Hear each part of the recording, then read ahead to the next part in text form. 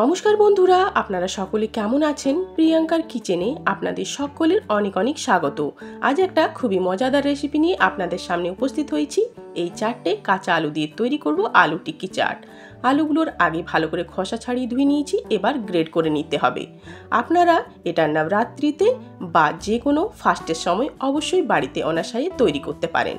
অনেকে হয়তো বলবে যে ফাস্টিংয়ের সময় এসব খাবার কেন, কিন্তু বাড়ির অনেক সদস্য এমন থাকে যারা সম্পূর্ণ ফাস্ট রাখতে পারে না, তাদের জন্য অনায়াসে এটা বাড়িতে বানিয়ে নিতে পারেন। আলুগুলো গ্রেড করা হয়ে গেছে, এবার খুব ভালো করে জল পাল্টে পাল্টে ধুয়ে নিতে হবে, কারণ আলুর মধ্যে ভীষণ মাত্রায় স্টার্চ থাকে। খুব ভালো করে গ্রেড করা আলুগুলো ধুয়ে নিয়েছিলাম, তারপর একটা ছাকনার মধ্যে রেখে দিয়েছিলাম যাতে অতিরিক্ত জলটা বেরিয়ে যায়। এবার একটা সুতির কাপড়ে আমি আলুগুলোকে ঢেলে দিচ্ছি যাতে বাকি জলটা এর মধ্যে অ্যাবজর্ব হয়ে যায়। কিছুক্ষণ এইভাবে রেখে দিতে হবে, কারণ জল থেকে গেলে টিক্কিটা ভালো তৈরি হবে না। এখানে আমি সাবুদানা নিয়েছি, সাবুদানার একটু বড় দানাটা নিয়েছি। এবার এগুলোকে ড্রাই রোস্ট করে নেব। খুব ভালো করে ড্রাই রোস্ট করে এটার একটা পাউডার তৈরি করব। এই আলু টিক্কি চাটটা খেতে কিন্তু ভীষণ ভালো হয়, অবশ্যই বাড়িতে একবার তৈরি করে খেতে পারেন। গ্যাসের ফ্লেমটা মিডিয়াম টু লো করে ভালো করে একটু ড্রাই রোস্ট করে নিলাম। এবার ঠান্ডা করে এটাকে গুঁড়ো করে নেব।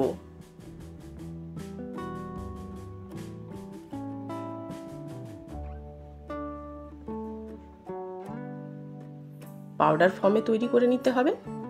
পাউডার আমার তৈরি হয়ে গেছে, এটা রেখে নেব।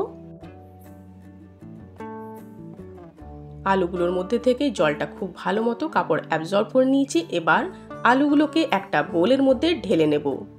এবার এই আলুর মধ্যে আমি কিছু জিনিস মিক্স করব। এখানে 1 ইঞ্চি আদার টুকরোকে গ্রেড করে দিয়ে দিলাম, আর দিয়ে দেবো 1 চা চামচ গোলমরিচের গুঁড়ো, আর দিয়ে দিচ্ছি কিছুগুলো কুচিয়ে রাখা কাজু। ভাজা জিরে গুঁড়ো 1 চা চামচ দিয়ে দিলাম। এবার দিয়ে দেবো তৈরি করে রাখা সাবুত পাউডার 2 টেবিল স্পুন মতো। কিছু ফ্রেশ ধনেপাতা দিয়ে দিলাম। এবার দিয়ে দেবো স্বাদ মতো নুন, দিয়ে পরে খুব ভালো করে মিক্স করে নেব। যদি মনে হয় বাইন্ডিংয়ের জন্য আর একটু পাউডার দরকার, তাহলে পরে দেওয়া যাবে। একটা কাঁচা লঙ্কা কুচিয়ে দিয়ে দিলাম। ঝালটা ইচ্ছা মতো কম বেশি অবশ্যই করতে পারেন, না চাইলে নাও দিতে পারেন। আবারও আমি 2 চা চামচ মতো পাউডারটা দিয়ে দিলাম সাবুর, দিয়ে পরে খুব ভালো করে মিক্স করে নেব। খুব ভালো করে মিক্স করে নিলাম। এবার আলু টিক্কিগুলোকে তৈরি করে নিতে হবে। একটু সাইজে বড় বড় আমি নিয়ে মধ্যেখানে একটু ফাঁক করে একটুখানি কাজু ও কিশমিশ দিয়ে দিচ্ছি। এতে আলু টিক্কিটা খেতে আরও বেশি ভালো লাগবে। এইভাবে সব টিক্কিগুলোকে একে একে তৈরি করে নেব।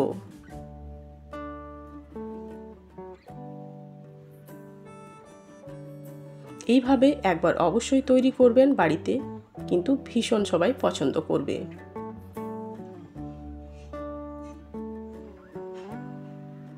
সব টিক্কিগুলো আমার তৈরি হয়ে গেছে। এবার এগুলো সেট হওয়ার জন্য রেখে দেব। তার আগে আমি একটা চাটনি তৈরি করে নেব।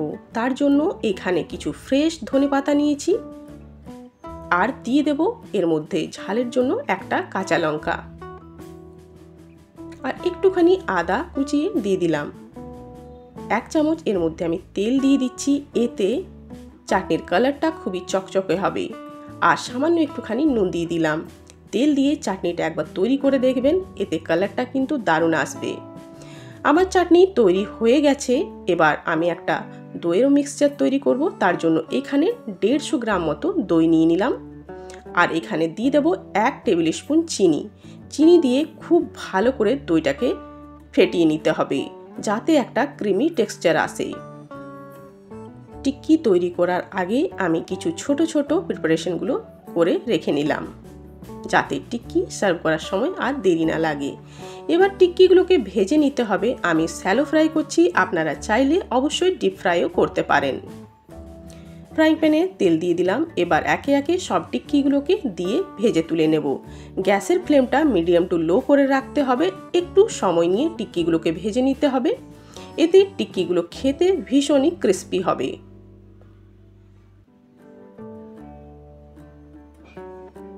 একদিকটা গোল্ডেন ব্রাউন হয়ে গেছে, অন্য দিকটা পাল্টে দিচ্ছি। উল্টে পাল্টে কয়েক মিনিট ধরে টিক্কিগুলোকে ভেজে নিতে হবে।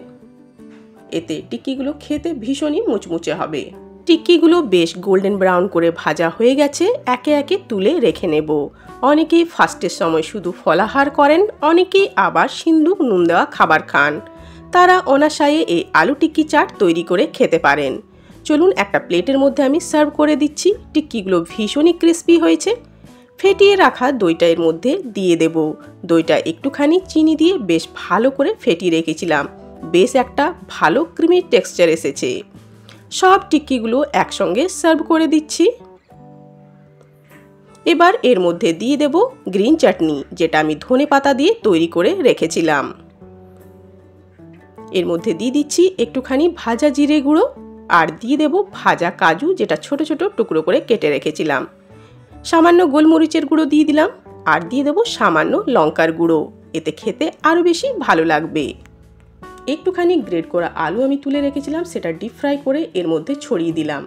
এতে টিক্কিটা আরও বেশি খেতে ভালো লাগবে। আর কিছুগুলো বেদানার দানা উপর থেকে দিয়ে দিচ্ছি। দেখতে যতটা সুন্দর কালারফুল হয়েছে, খেতে খুব ভালো লাগবে। নবরাত্রি হোক বা যে কোনো ফাস্টিং হোক, যদি আপনারা সিন্দুক নুন দেওয়া খাবার খান, তো অবশ্যই এই আলু টিক্কি চাটটা তৈরি করে খেতে পারেন। বাড়িতে একবার অবশ্যই তৈরি করুন এই আলু টিক্কি চাট। আর আমার এই রেসিপিটা আপনাদের কেমন লাগলো অবশ্যই জানাবেন। যদি ভালো লেগে থাকে তাহলে লাইক, কমেন্ট, শেয়ার করবেন। আর প্লিজ আমার চ্যানেলটাকে সাবস্ক্রাইব করবেন। আবার দেখা হবে আপনাদের সঙ্গে অন্য কোনো রান্নায়। ততক্ষণের জন্য অনেক অনেক ধন্যবাদ।